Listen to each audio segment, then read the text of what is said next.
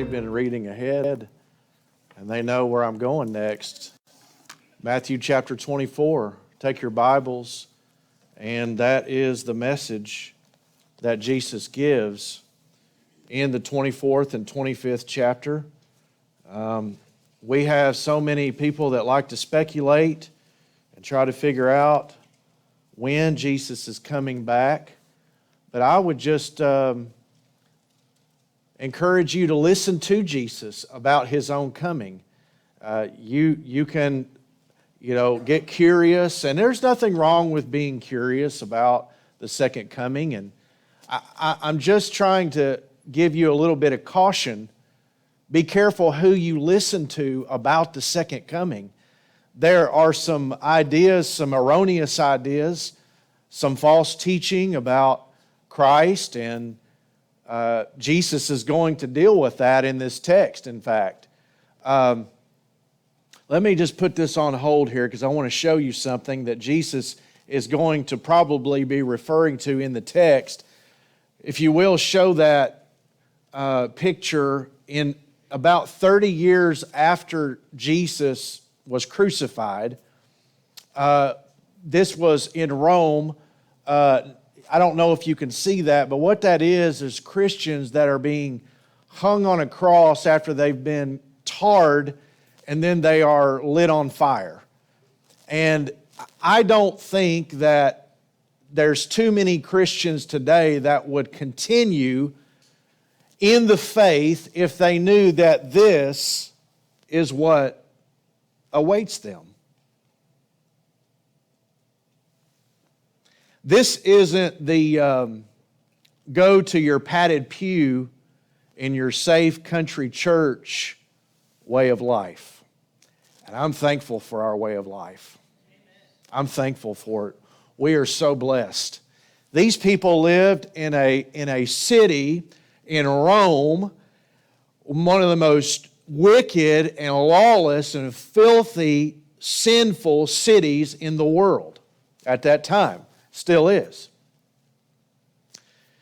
Nero was the emperor of Rome when this was going on, and Nero was an insane person. He set his own city on fire. It's called the Great Fire of Rome in AD 64, 30 years after Jesus. And then he turns around and he blames it on Christians. And then he has Christians arrested and then burns them and uses them as nightlights on the corner of Rome. Go to the next slide. Jesus talks about this. Also, that is Mount Vesuvius in the background, and that the ruins that you are seeing is the city of Pompeii. If you are, I don't know if you are familiar with this, but that's a volcano. The volcano erupted, and it did it so very quickly. A lot of times when a volcano erupts, there are warning signs, and sometimes it doesn't really erupt. There's just a plume of smoke that comes, and nothing really dangerous happens. Well, many people fled. There's thought to be about, I think, 20,000 people that lived in the city, and there's been about 1,200 bodies discovered. It's believed that most people did evacuate and escape. There's an interesting, go ahead and show the next one, just another picture of the ruins there. It is no more. That city is no more. In fact, there's a modern city of Pompeii that's right next to it, and those ruins are a big tourist attraction. And when you go there, you can see bodies that have been entombed in lava, and they have been preserved. And they've done x-rays, and they can look and they can see how old the people were when they died. They were just instantaneously frozen. Go ahead and take that down. These things are things that Jesus talks about. We hear about a war that breaks out in Ukraine, and we automatically think, the Lord's coming back tomorrow. Lord's coming back tomorrow. We hear about an earthquake. Lord's coming back tomorrow. And the most interesting preachers will jump up on the internet and jump up into their pulpits and begin talking about and they start giving you a blueprint for when He's going to come back. I want you to just hold your horses. Don't jump out of the saddle. Listen to what Jesus says about all that. Notice here, the first thing I want you to see in verse 1 through 3 is this warning of future destruction. This warning of future destruction. Jesus is going to be asked a question. And Matthew tells us what is going on here. And I want to back up just a little bit more, because the previous chapters, remember that he was in the temple and he has left the temple. You see that in verse 1. You see that he departed, he went out, he departed, he leaves the temple. He's not coming back to the temple. He said everything he's going to say. He's taught everything he's going to taught. He has held out his merciful and gracious hand towards people who are in unbelief. They do not think that he is the Messiah.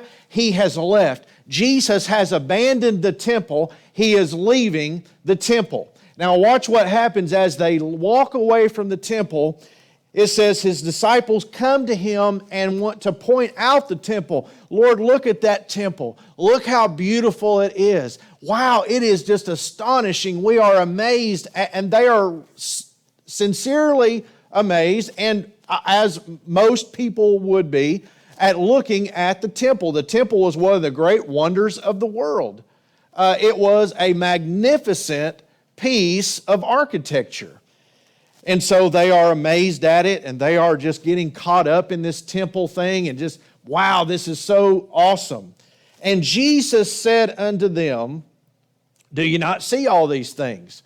Well, that expects a what answer? Yeah, I see it. Do you not see that? Yeah, I see it. And then he says, truly I say unto you, there will not be left here one stone upon another that shall not be thrown down. You're going to see this over the next 4, 5, 6 messages. There's these references to the destruction of the temple. The destruction of the temple is a marker in history, but it is not the consummation of the end of the world.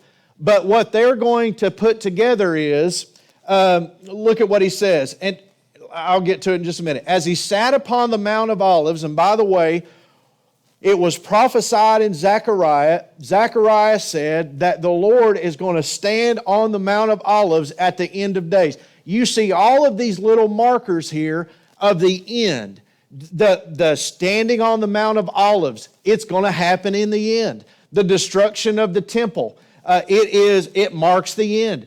The Babylonians destroyed the temple, and that was a major turning point in the history of Israel.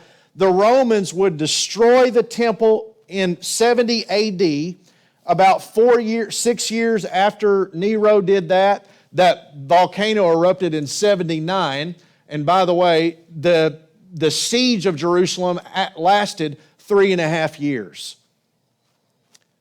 And if you don't know what 3.5 is, it's 1,260 days. Y'all follow me? That's in Revelation. That's half. Now, you got to be careful about looking at everything with a microscope and saying, I've got it figured out. You don't have it figured out, because if you could just figure it out, don't you think that Jesus wouldn't be playing games with you? He would go ahead and tell you. The point is not to know when Jesus is coming back. Now, and neither is how he will come back. Listen to what Jesus says, and you will know how you are supposed to live your life as a disciple. Watch what he says. He says, all these magnificent buildings are going to be torn down. I want to show you something, this exact phrase. You don't have to turn there, because I know it might be kind of hard to... I had to use one of these ribbons in my Bible to mark it. Haggai, you read that every night, don't you? Before you go to bed, you and your family, you get out Haggai and read those 2 chapters of that just riveting book of the Bible. Haggai chapter 2 and verse 15. I'm going to read it for you. Just relax. And now I pray you consider from this day and upward from before a stone was laid upon a stone. You see that right there? That is the same phrase that Jesus uses over in Matthew when he says, one stone will not be left upon another. In Haggai, it is a building. It is a stone on top of a stone. It was being constructed after the Babylonians tore it down. Now, this is very interesting because Jesus is going to say this. He's going to use the same phrase, and he says, just like it was built on one on top of the other, then the Romans are going to come and they're going to unbuild it. They're going to take it apart. They're going to deconstruct it. This is a major thing in history. He leaves the temple and he says it's going to be destroyed. It's going to be deconstructed, just as it was constructed. Now, you got to tap into your theology and think deep here. What made it possible for the temple to be rebuilt? Well, God made it all possible for it to rebuild. God made all this happen. And guess what is going to make all of it being deconstructed? God is going to make all of it be deconstructed. God is in control of all of this the whole time. It's not your favorite prophecy preacher. It's not the one who thinks he has the dates figured out. There's been all kinds of date setters and predictors, and those dates have done expired, and he didn't come back. Listen to what Jesus says, and you'll figure out that your time will be more worthwhile spent not trying to figure out when he's going to be coming back, but your time will be worthwhile spent doing what you're supposed to be doing in the interim. Now watch what happens here. In verse 3, as he sat up on the Mount of Olives, he says, the disciples came to him privately, tell us when, just like you and me, right? Just like you and me. I want to know when. And watch this. When shall these things be? And what shall be the sign of your coming and the end of the world? Now they put the end of the world and your coming side by side, don't they? They think that when Jesus comes back, that's the end of the world. And they think that it's going to happen like pretty quick. And so watch this. The next few verses, I've got to move on. The next thing I want you to see is only the beginning, not the end. Now this is what I was talking about a while ago. Only the beginning, not the end. And the first thing that Jesus does when he begins to answer these questions, what will be the sign? When will these things take place? When is the end of the world? And when are you coming back? And how is this going to look like? When is this going to happen? I want to know too, right? Well, listen to what Jesus says. He says, first of all, take heed, have some caution. That's the first thing I told you when I got up here in this pulpit today. Be careful. Hold your horses. Don't jump out of the saddle. Don't go get on the internet and start searching for things and just listen to anyone who's talking about it, because Jesus is going to say this. There's a whole lot of people talking about it, but they don't know what they're talking about. I'm not the authority on the second coming. Jesus is the authority on the second coming. Now listen to what Jesus says. We'll look closely. He says, take heed that no man deceive you. Don't listen to the people. Don't listen to men. Listen to what Jesus says. He says, many are going to come in my name saying, I am Christ. They are going to call themselves Jesus, or they are going to say, Jesus sent me to tell you this. I am coming in Jesus' name, and I have a message from Jesus, and now I'm about to announce when He's coming back. There will be people, and there still are, there have been. You can probably go home and flip through your channels and find someone saying that. Jesus says, don't let these people who say that deceive you. They don't have a new message. They don't have a revelation from me. If they do have a revelation, then they're contradicting what Jesus is saying here. Jesus says, let no man deceive you. There's going to be men that are going to come and say, Jesus sent me, and I know when He's coming back. You don't listen to them. Listen to what Jesus says. He says, many will come, and they're going to even say, I am Christ, and they're going to deceive many. Throughout the next few messages, 5 or 6 messages in chapters 24 and 25, by the way, I didn't even tell you, it's called the Olivet Discourse. It's one of the major discourses of Matthew. It is in one sitting. It is about the end in these 2 chapters. And throughout these 2 chapters, you're going to hear Jesus talk about over and over again, do not be deceived. The deception is going to be overwhelming.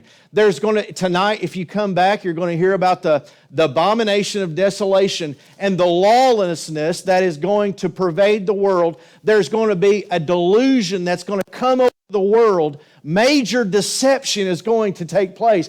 I know you think, man, he's overemphasizing this thing of not getting on the internet. I am not, because Jesus is saying, don't be deceived. You cannot listen to anyone except Jesus.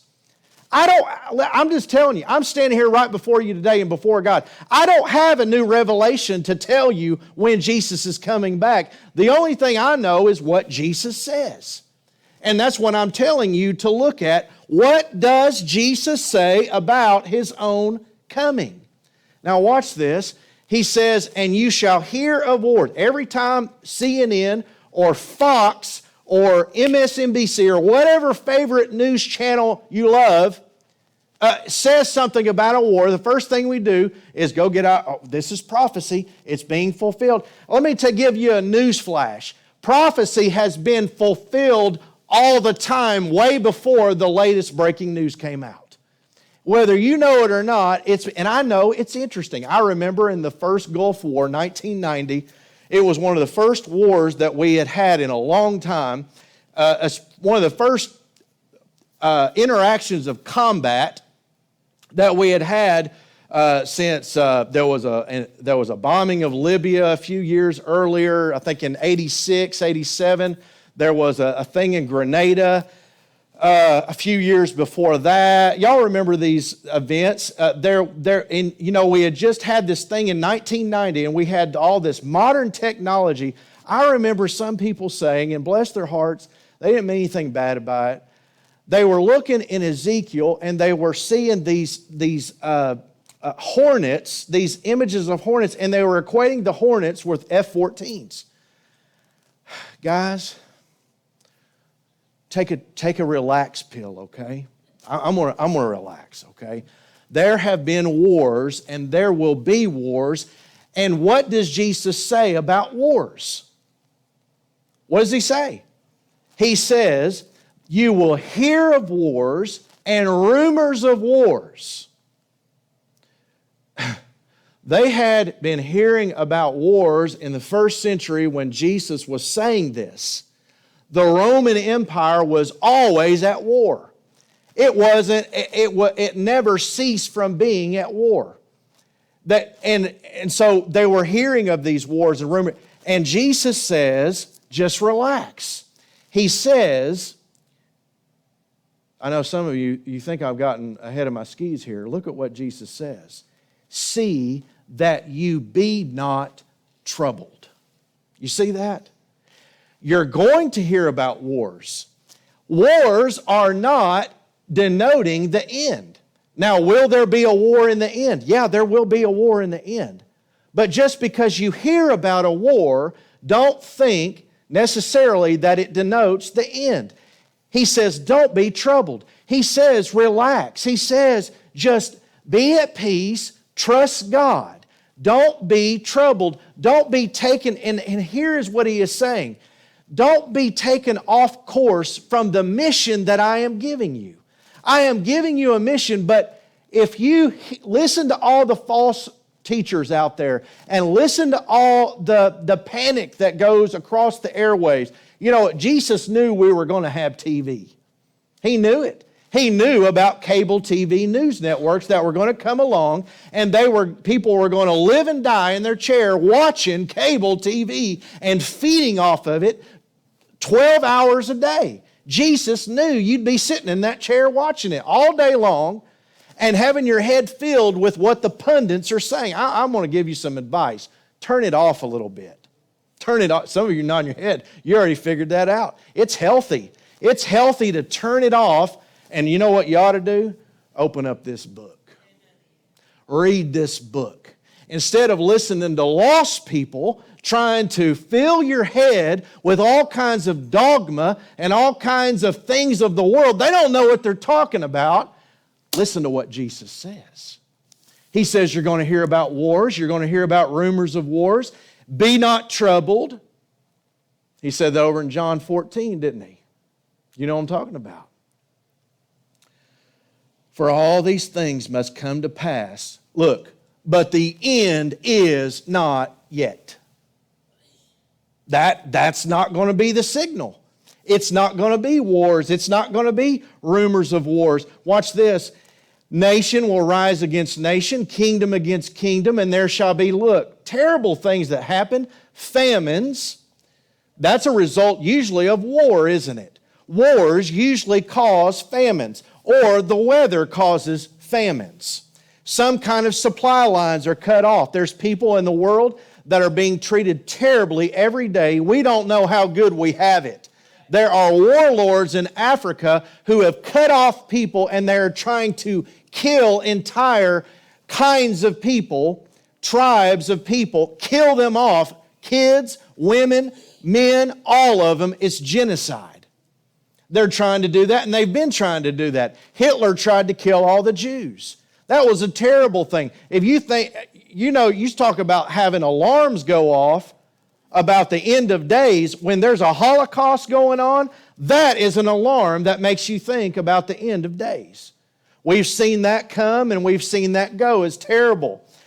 But there's still things like that going on, not on that large of a scale. I don't want to get caught up in some kind of, I'm glad I'm just a country preacher at New Haven and no one cares what I'm saying. Because if I was on the news, I'd be just nailed right now for all the, how dare you. I'm not making any comparisons.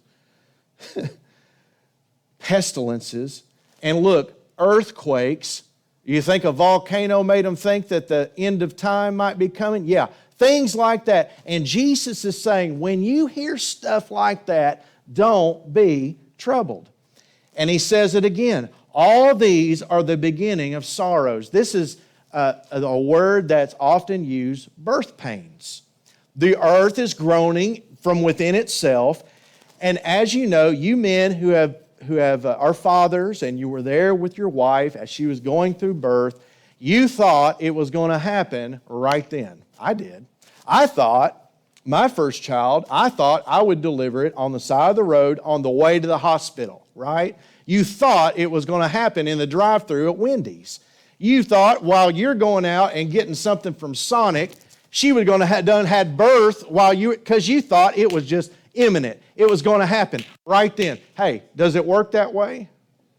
It don't work that way. Childbirth does not work that way, guys. And I don't have any really young men except for my son, and he's too young to even be thinking about it.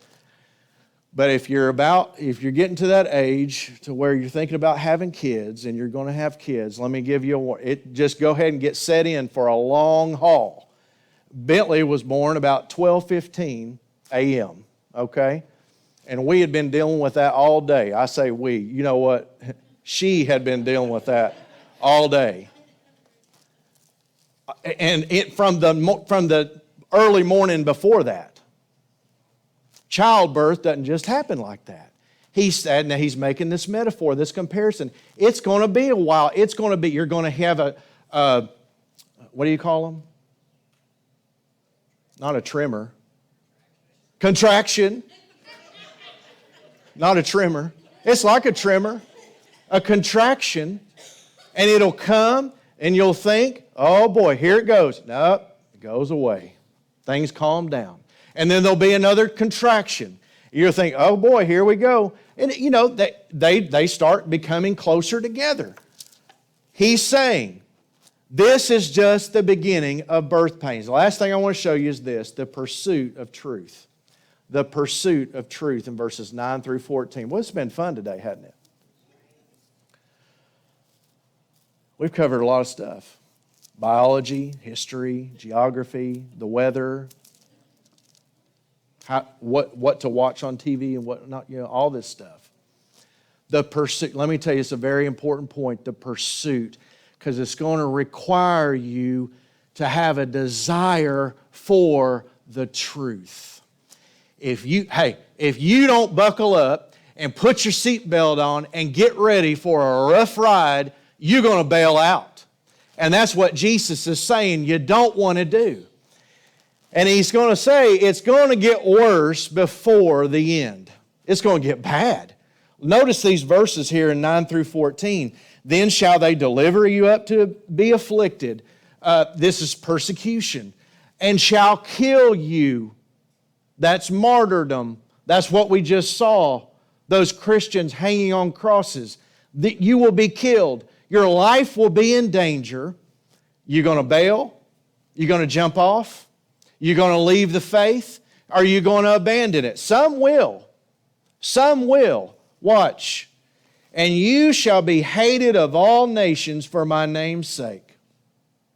And what he's getting at there is you ain't just being hated by the Jews, you're hated by the Gentiles, which includes the whole world will hate you. The whole world will hate the people that follow Jesus. And let me tell you, it's getting there, but it ain't there to the degree that Jesus is talking about here. It's going to get worse before He comes back. But what do? Crawl off in a hole and hide? That's not what Jesus says. He says, many are going to be offended and shall betray one another and shall hate one another. Before you can betray one another, you have to be of the same kind. And what He is talking about here is Christian will turn in Christian. They will betray one another. They will stab each other in the back. Those people who have professed their faith in Jesus will turn on one another. They will betray one another. Family members will betray one another. He says, and they shall hate one another, and they will hate them to death. They will hate them so much that it will be a I wish you were dead kind of hate. Now watch. Many false prophets shall rise and deceive many. There's that word deceive again. And hey, He ain't done with it. You're going to hear it tonight. You're going to hear it next week and the next week. All throughout these chapters, it's about deception. Jesus warns of this deception. Don't be taken away and carried away by people who are false teachers, false prophets. And because iniquity shall abound, the love of many will grow cold. Now I'm going to stop right here for one more thing, and then you're going to see in verses 13 and 14 what you should be doing and why. But look at verse 12. You'll see what you have here is a decrease of love. And when love decreases, what comes in its place? Wickedness. And when love decreases, you have people quitting. You have people abandoning the faith. You have people dropping out. And this is going to go on and on until He comes back. And you're going to see this love growing cold. Now watch what happens. Here's what Jesus tells you to do instead. He tells you to have some endurance. He tells you to stay on board. He tells you to endure to the end. He says those that endure to the end will be saved. It's not that endurance is the cause of your salvation. That's not what He said. But what He gives you is an assurance that those who endure need not have fear to do so. You follow me? You can do it, is what He's saying.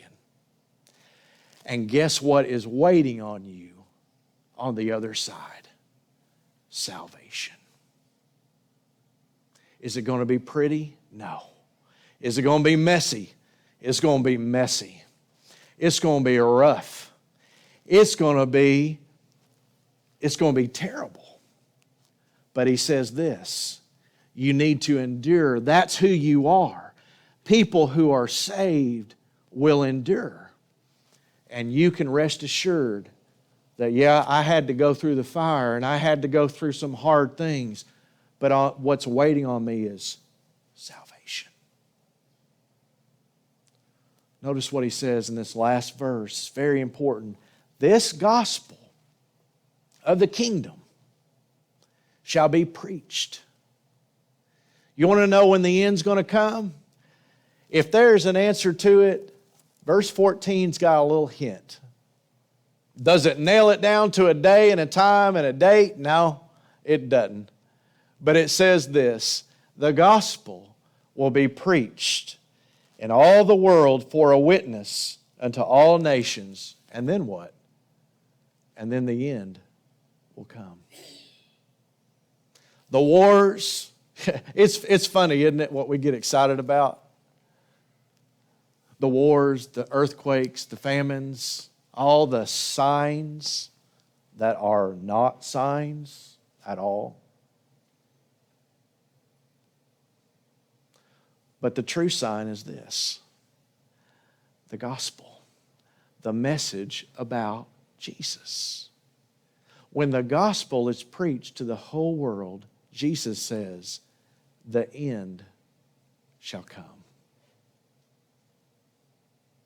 I don't know if you caught this, but look back there at verse 9 at the end. You shall be hated of all nations. You see that? For my name's sake. And then look at verse 13. He that shall endure. And then look at verse 14. The gospel of the kingdom shall be preached unto all nations. Who hates Jesus and his people? All nations. But you know what? You do. You know what Jesus is saying? It's not important when. It's not important how. What's important is so what you should be doing now. Taking the gospel to people that hate you. You see it? You will be hated by all nations. Now, some of us may say, I ain't doing it. But guess what Jesus said? Some of you will do it. Some of you will persevere to the end. You will endure to the end, and you will take the gospel to people that hate you. And you know what? They don't have anything to worry about because they will be saved. Dear friend, I know it's one thing to talk about it, it's another thing to live through it, and we are so blessed. But listen to what the Lord is saying. The gospel will be preached to all nations. As we stand and have a song of invitation, if you have not accepted Christ as your Savior, make today be the day that you accept Him. You know the gospel, you know the good news of His coming, the good news of His death, His burial, His resurrection. He lives and He's coming back. That is the gospel in a nutshell. If you are a believer and you've already given your life to Christ and received Christ as your Savior, what are you doing now? Is telling people about Jesus a priority? Is it? How do we spend our time? How do we spend our energy? Just wondering about trivia?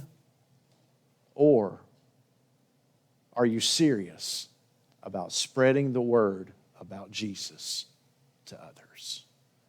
That's what Jesus said. Don't get off mission. The mission is going to continue to the end as we sing.